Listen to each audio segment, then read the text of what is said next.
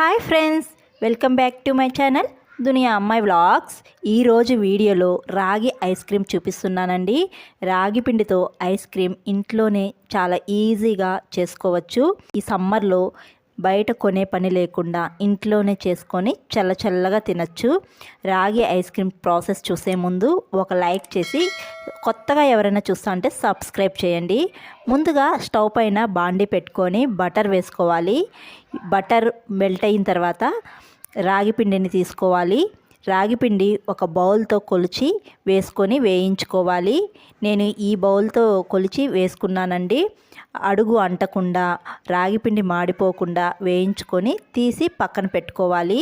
ఈ రాగిపిండి చల్లారేలోపు 7-8 కాజు పప్పులు, ఇలాచీలు 2, బాదం పప్పులు 10, వాల్నట్స్ కొద్దిగా వేసుకోవాలి. తర్వాత సన్ఫ్లవర్ సీడ్స్ కొద్దిగా, పంప్కిన్ స్వీట్స్ కొద్దిగా వేసుకొని మిక్సీ పట్టించి పక్కన పెట్టుకోవాలి. తర్వాత స్టవ్ పైన బాండి పెట్టుకొని ఏ బౌల్తో రాగిపిండి కొలుచుకున్నామో అదే బౌల్తో పాలు కొలుచుకొని వేసుకోవాలి. నేను 1 కప్పు రాగిపిండి తీసుకున్నాను కాబట్టి 2 కప్పుల పాలు తీసుకున్నానండి. పాలు బాగా మరుగుతున్నప్పుడు షుగర్ వేసుకోవాలి. షుగర్ కరిగే వరకు కలుపుతూ ఉండాలి. షుగర్ కరిగిన తర్వాత బటర్లో వేయించి పక్కన పెట్టుకున్న రాగిపిండిని కూడా వేసి ఉండలు లేకుండా కలుపుతూ ఉండాలి.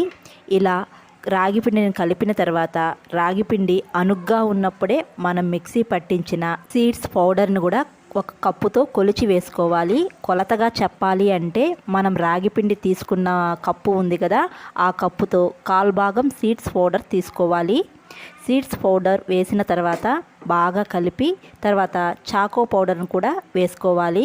ఈ చాకో పౌడర్ కూడా రాగిపిండి తీసుకున్న కప్పుతో 1/4 భాగం తీసుకోవాలి. చాకో పౌడర్ బాగా కలిపిన తర్వాత ఇదంతా బాగా చల్లారనివ్వాలి. ఇది చల్లారేలోపు నేను పైనాపిల్ తీసుకున్నానండి. ఈ పైనాపిల్ బదులు మీరు యాపిల్ కానీ బనానా కానీ తీసుకోవచ్చు. ఈ పైనాపిల్ని చిన్న ముక్కలుగా కట్ చేసి ఒక మిక్సీ జార్లో వేసి మెత్తగా మిక్సీ పట్టించాలి. ఈ పైనాపిల్ ముక్కలను కూడా కొలిచి తీసుకోవాలండి. నేను రాగిపిండి తీసుకున్న బౌల్తోనే పైనాపిల్ ముక్కలను కూడా కొలిచి తీసుకున్నాను. నేను రాగిపిండి 1 కప్పు తీసుకున్నాను కాబట్టి పైనాపిల్ ముక్కలను కూడా 1 కప్పు తీసుకున్నాను. చూడండి, ఈ విధంగా మెత్తగా మిక్సీ పట్టించాలి. ఇలా మిక్సీ పట్టించిన తర్వాత రాగిపిండిని ఉడికించి చల్లారబెట్టుకున్నాం కదా, ఆ రాగిపిండిని తీసుకొని మిక్సీ జార్లో వేసి మెత్తగా మిక్సీ పట్టించుకోవాలి. పైనాపిల్, ఉడికించిన రాగిపిండి 2 కలిసే విధంగా మిక్సీ పట్టించాలి. ఇలా మిక్సీ పట్టించిన తర్వాత వెనిలా ఎసెన్స్ కొద్దిగా వేసి రాగిపిండిలో అంతా కలిసే విధంగా ఒకసారి మిక్సీ గ్రైండ్ చేసుకొని ఒక బాక్స్లో వేసుకోవాలి. బాక్స్లో ఐస్ క్రీమ్ వేసుకున్న తర్వాత పైన కొద్దిగా కాజు పప్పులు, బాదం పప్పులు చిన్న పీసెస్గా కట్ చేసి వేసుకోవాలి. ఇలా వేసుకొని డీప్ ఫ్రిడ్జ్లో పెట్టుకోవాలి. నేను 24 అవర్స్ పెట్టుకున్నానండి. ఇలా 24 అవర్స్ డీప్ ఫ్రిడ్జ్లో పెట్టుకొని తీసుకుంటే చల్లని రాగిపిండి ఐస్ క్రీమ్ రెడీ అండి. చాలా ఈజీగా టేస్ట్గా ఇంట్లోనే చేసుకోవచ్చు.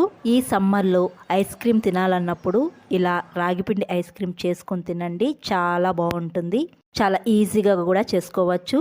మీరు కూడా ఈ రాగి ఐస్ క్రీమ్ని ట్రై చేసి ఎలా ఉందో నాకు కామెంట్ సెక్షన్లో చెప్పండి. వీడియో నచ్చితే ఒక లైక్ చేసి కొత్తగా ఎవరైనా చూస్తా అంటే సబ్స్క్రైబ్ చేయండి. నేను పెట్టే వీడియోస్ మీ వరకు రావాలి అంటే బెల్ ఐకాన్ క్లిక్ చేసి ఆల్ అనే సింబల్ని ప్రెస్ చేయండి.